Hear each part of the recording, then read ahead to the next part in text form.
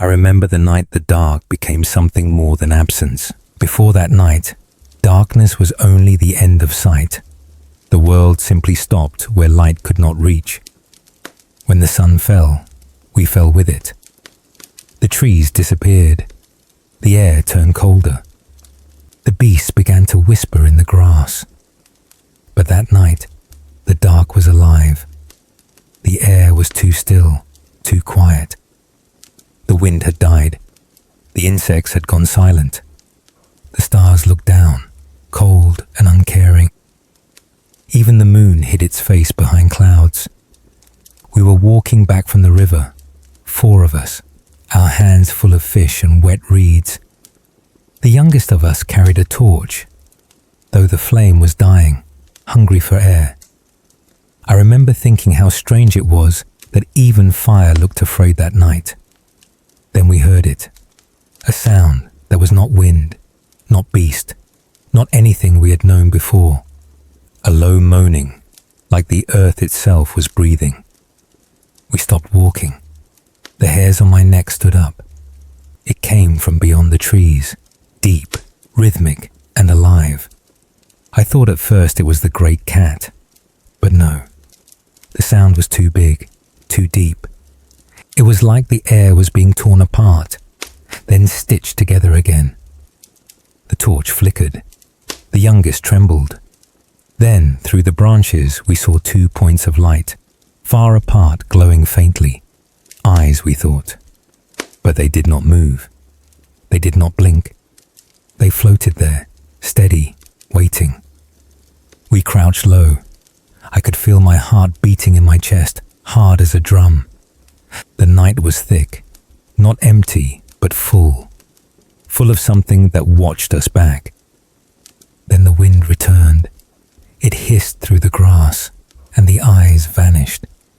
The sound stopped. The dark closed in again, quiet as death. We did not move for a long time. The torch died. We sat there in the cold, our breath the only proof we were still alive. When the dawn came, we found nothing. No tracks, no broken branches, no marks in the soil. The forest was calm again, as if nothing had happened.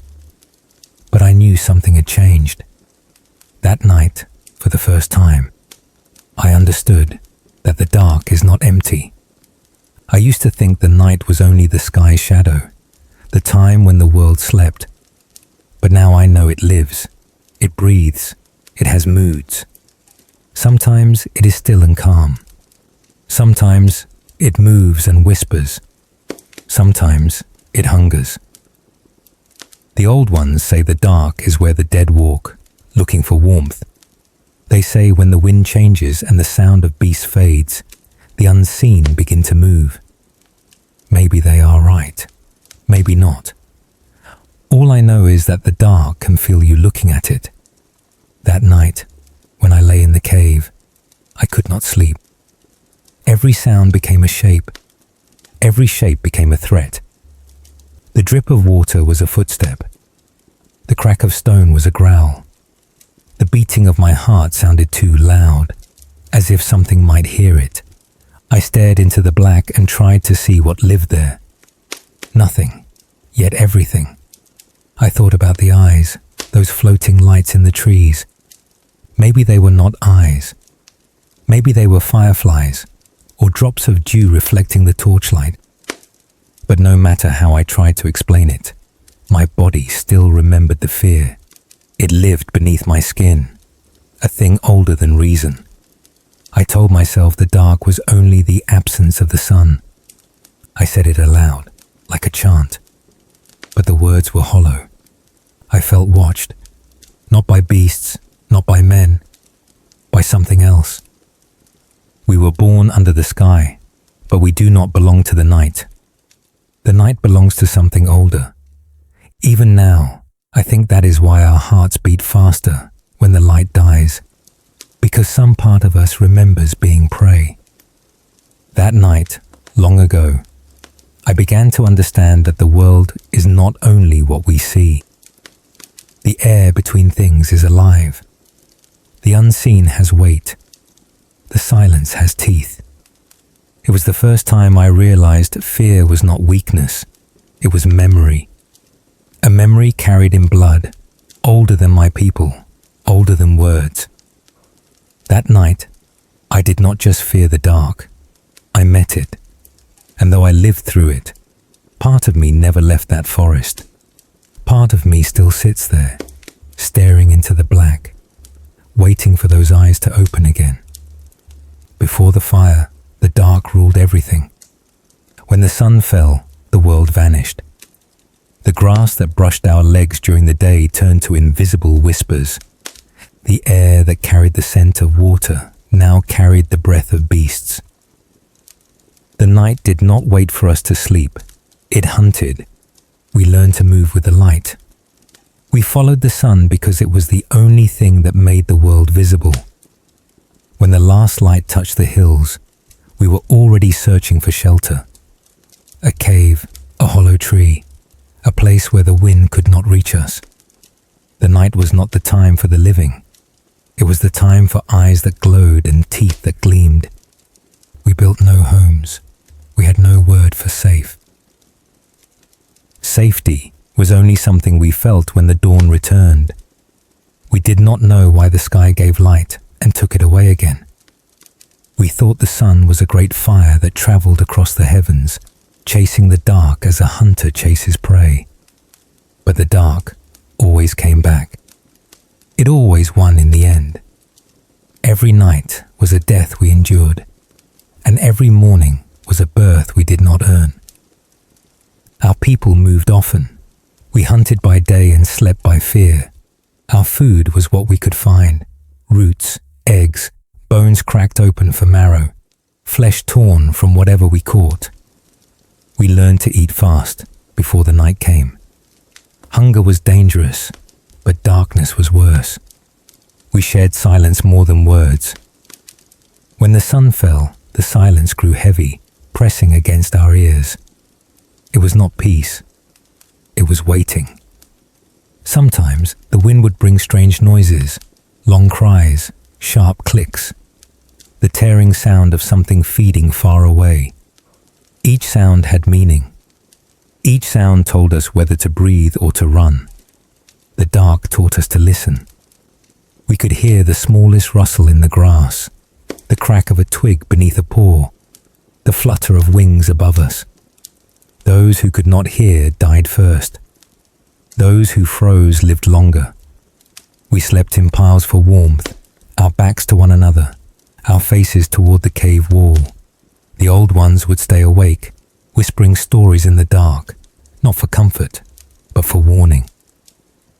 They spoke of the beast that walked upright, like us, but with longer arms and no fear of the night. They said the shadows belonged to them, that they moved silently through the black, taking what they wished.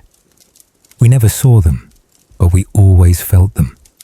When the moon rose, sometimes pale, sometimes gone, the old ones said it was the eye of something greater, something that watched both us and the beasts, judging which to keep alive. We did not understand the sky. We did not need to. The world was made of things that killed and things that hid. The dark killed. We hid. That was enough. Sometimes I would wake in the middle of the night and hear breathing that was not ours. Slow, deep, heavy. The smell of fur and rot filled the cave mouth. We did not move, not even a whisper. The sound would linger, then fade away. But long after, none of us slept. The dark never forgot us. Even when the day came, it stayed inside our minds.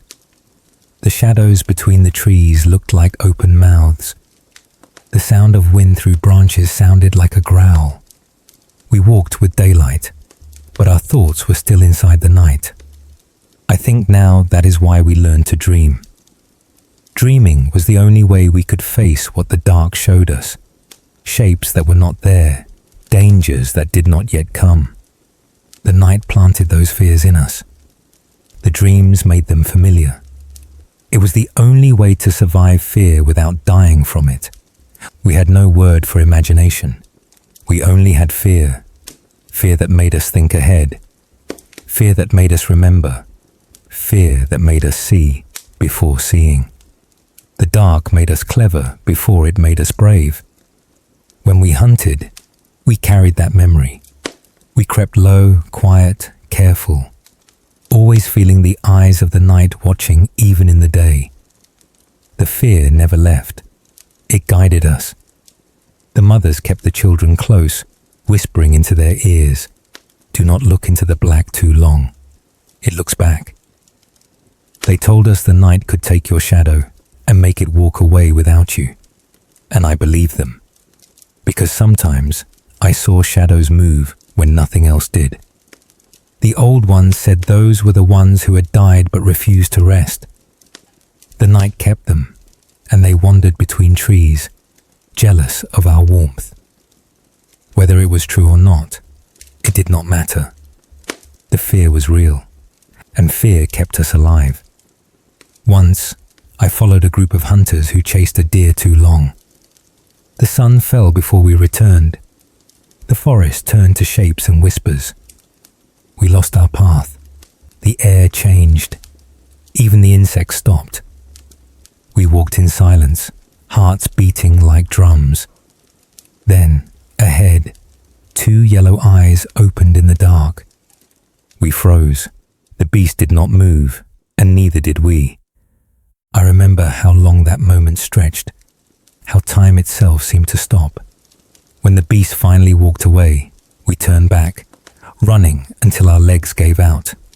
We did not speak of it. We did not need to. Every one of us carried that moment inside, heavy as stone.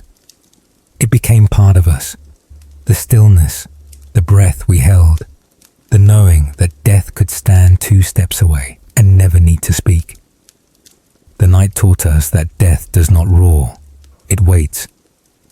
And I think that is why, even now, when the fire burns bright and the beasts stay far, we still flinch at the sound of branches breaking, or when the wind shifts against the trees. We have learned to fight, to make tools, to make light. But the dark never forgot our names. It still whispers them. Every night, when the fire grows low, I feel it waiting at the edge of the light. The same presence that once watched us in the forest, breathing slow, patient. We call it the dark, but it is older than that.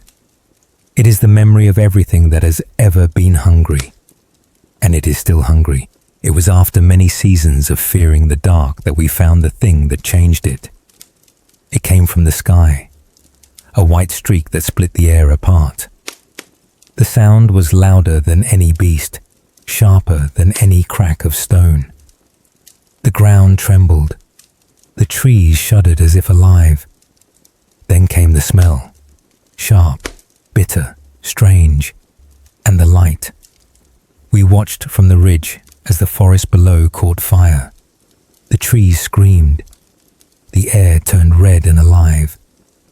We had seen lightning before, but never like this. The fire did not fade. It spread. It moved. It devoured. We ran, but I looked back. I had to.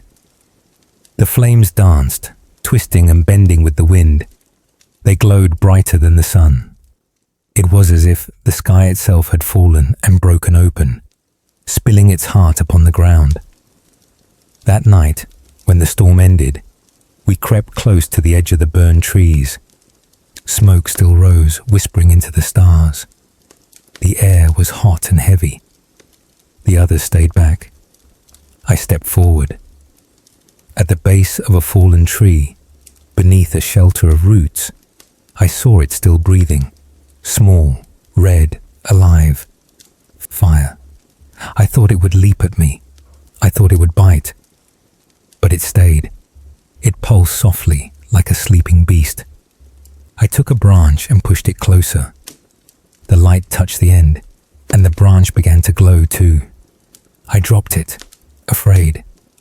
It rolled, and the light followed it, crawling like an animal. I realized then that it was not just alive, it moved. not with legs or wings, but with hunger. It fed on what it touched. I learned that day what the dark had been hiding all along, another kind of life. I called the others. They came slowly, whispering. One threw a stone at it. Another covered his face. The youngest began to cry. But I could not look away. The air was warm, and the fear inside me changed shape. It did not vanish, but it became smaller, like a voice speaking softly instead of screaming. We waited. The rain came again, and the fire hissed, fighting. I thought it would die, but when I dug into the ashes, I found red pieces still alive, glowing under the grey. It wanted to live. We brought a fallen branch and placed it gently on top. It woke again, brighter than before. I felt its heat on my skin. It hurt, but I did not move. The pain was sharp, but it was clean. It felt like truth. We did not yet know what we had found. But that night, for the first time, we sat awake after the sun had gone. The darkness stopped where the fire began. The eyes in the forest stayed far away. The cold did not reach us, and we could see one another. It was strange to see faces at night, to see hands move, to see smiles and fear all at once. It made the night smaller, like we had trapped it behind the circle of light. We began to speak, slowly, carefully. The words came not from fear, but from thought. The old one said the fire was the sky's anger, that we had stolen it, that it would punish us. But I did not think so. I thought it was the sky's memory, the part it dropped so we might remember too. For many days I watched it. I learned what it liked, what it hated. It needed food, dry wood, not wet. It slept when the air was still, and woke when I fed it again. It danced when the wind passed, and crouched low when I covered it with ash. It had moods. It was wild when hungry, calm when fed. It could be cruel, but also kind. It burned my hand once, and I struck it in anger. The fire leapt higher, hissing. It was not afraid. I understood then. It could live without me, but I could not live without it. We learned to carry it. We kept small glowing embers in hollow stones, covering them with leaves to keep them sleeping. When they cooled, we breathed on them. They woke again, like newborns. We called them sleeping hearts. Every morning I checked them first, before food, before water. The fire had become something sacred, though we had no word for such things. It had made us more than we were. When the beast came, we no longer ran. We held the fire between us and them, and they turned away.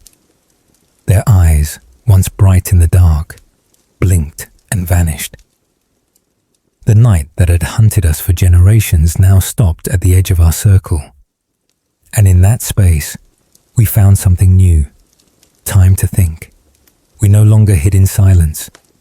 We spoke, softly at first.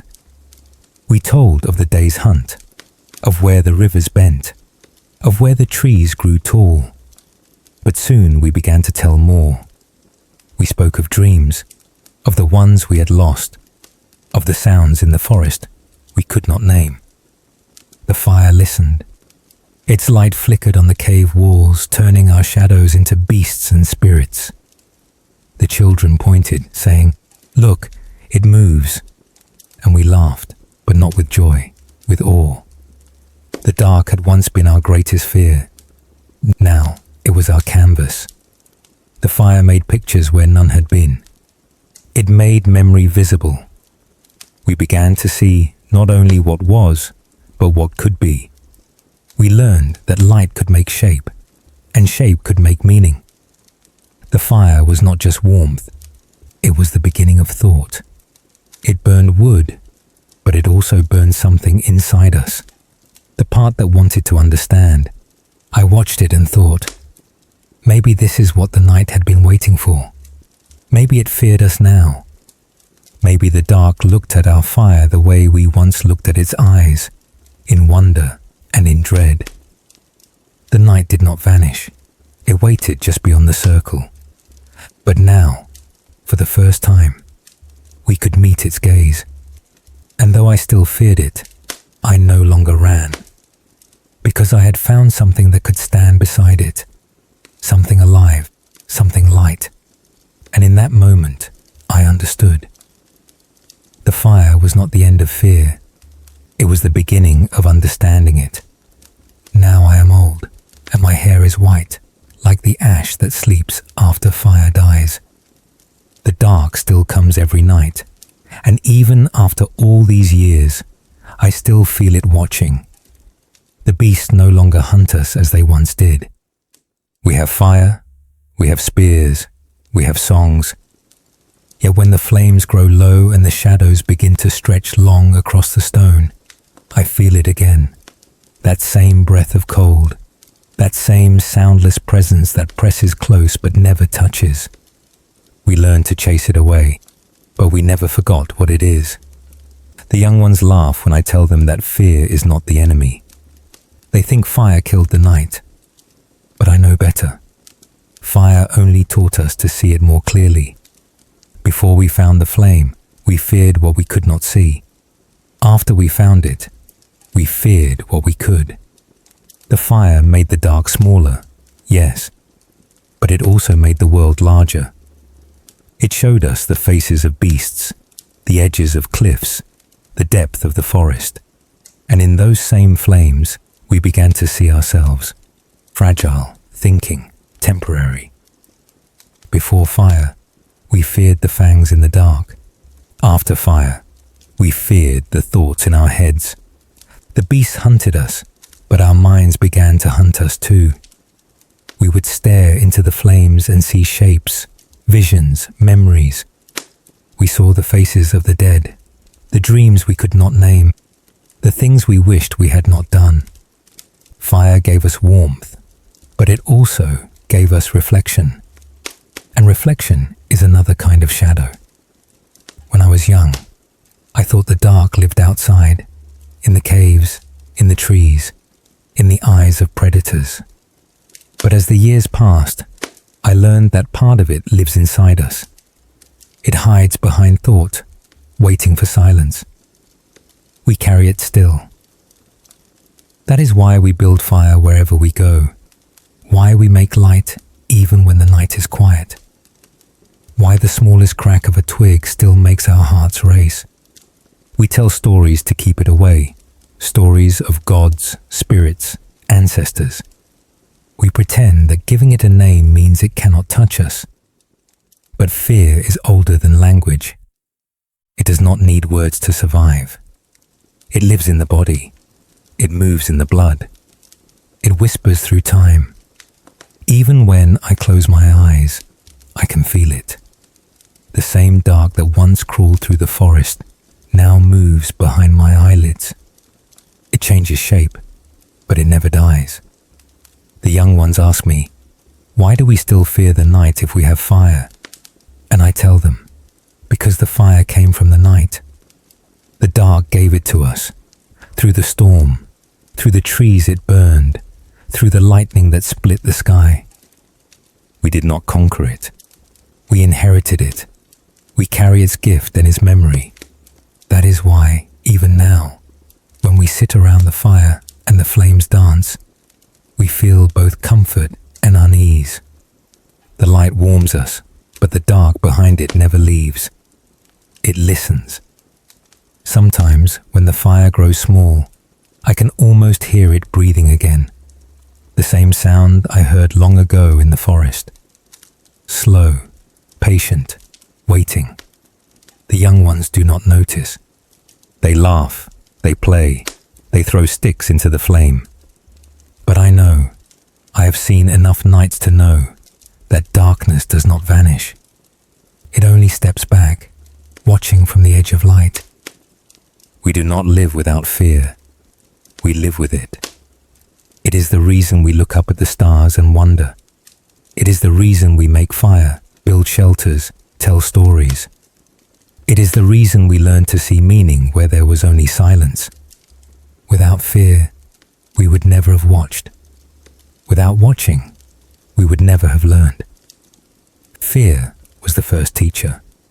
Fire was the second. Now when I look into the flames, I think of that first night, the sound in the forest, the eyes that did not blink. I realized that what I felt then was not just terror. It was awareness. The moment I knew there was more to the world than what I could touch. That feeling never left me. It never left any of us. It lives in the heart, in the place where thought and instinct meet. I sometimes think that even when the last fire dies, even when our kind is gone, the dark will still remember us. The small creatures who dared to steal its light, who stared into it and called it home. We were never meant to defeat the night. We were meant to understand it. We learned to see its beauty and its danger, its silence and its song. And in that understanding, we became something new. Not beasts, not prey, but thinkers. The dark made us afraid. The fire made us aware. That is why we still carry the fear, because the fear is not weakness, it is memory. The memory of when the world was bigger than our courage, and death waited just beyond the circle of light. Every time the sun falls, every time the wind whispers through the trees, every time the shadows move at the edge of our sight, that old fear wakes again. And I think it should, because fear keeps the fire burning.